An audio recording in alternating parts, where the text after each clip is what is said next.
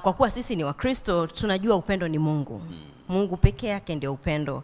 Na yeye aliipenda dunia, aliupenda ulimwengu hata akamtoa mwanawe wa pekee ili aje duniani kutusaidia sisi ambao ni wanadamu, ni wakosaji, ni wadhambi, tuweze kupokea neema ya wokovu.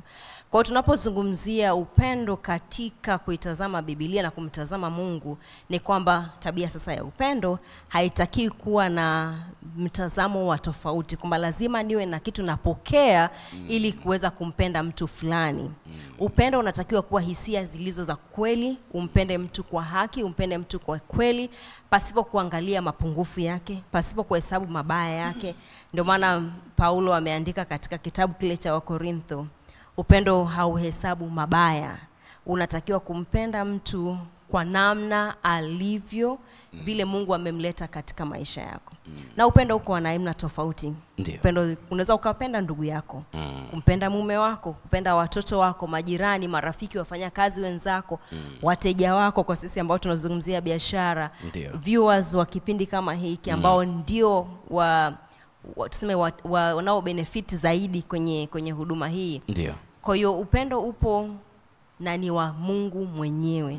Na yeye ndo anatufundisha sisi kupenda. Na mawasiliano, tukizungumza mawasiliano hasa katika eneo hili la ndoa, tunakuwa tunamaanisha nini? Mawasiliano ni neno lenye maana kubwa sana. Tena ni neno la msingi sana, au ni kitu cha msingi sana. Mawasiliano ni kitendo cha kupashana habari.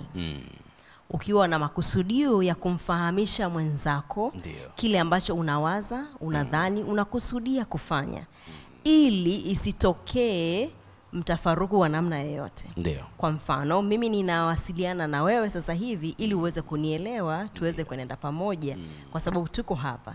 Sasa hali kadhalika kwenye ndoa, mawasiliano ni jambo la msingi sana, ili wanandoa waweze kuelewana, waweze kwenda pamoja, waweze kupanga pamoja, waweze kufanya vitu pamoja.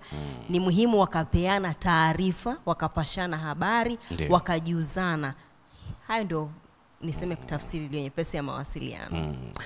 Na ulifikiria nini leo kuja kuzungumza nasi kuhusiana na mada hii, upendo na mawasiliano kwenye ndoa?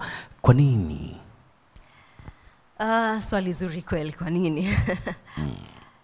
Nimetamani sana kuzungumza kwa habari ya upendo na mawasiliano kwa sababu ndio vitu vikubwa ambavyo vimeniwezesha mimi kufika miaka 18 katika ndoa yangu. Mimi na mume wangu tumeweza kuona jinsi ambavyo mawasiliano mazuri, sio mawasiliano mazuri yametusaidia kuondoa mawazo mabaya, kuondoa hasira na chuki, kuondoa kuwaziana visivyofaa, kuondoa mitafaruku midogo midogo. Mahusiano mazuri yametusaidia kwa sehemu kubwa kupiga hatua kutoka mwaka wetu wa kwanza, au niseme siku ya kwanza ya ndoa, mpaka hivi leo. Na upendo ndio unaobeba kila kitu. Kwa sababu kuna upendo, kumekuwa na mawasiliano mazuri. Kwa hivi viwili haviwezi kutenganishwa. Palipo na upendo, utatamani kumtaarifu mwenzio kile ambacho unakusudia kufanya. Kwa hiyo nimetamani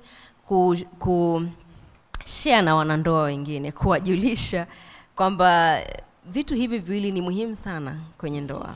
Na kipi kinapelekea kingine?